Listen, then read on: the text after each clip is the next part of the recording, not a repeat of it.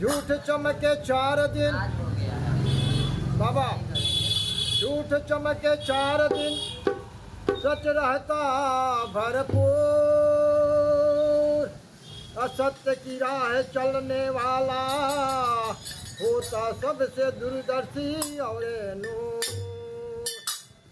मीठी बातें सब करे, सच कहे बिरला को,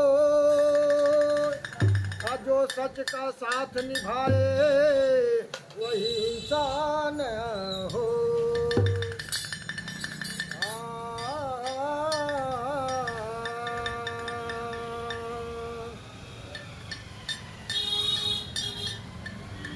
एहो बाबू सीखल करा, एहो बाबू सीखल करा, एहो बाबू सीखल करा, एहो बाबू सीखल करा।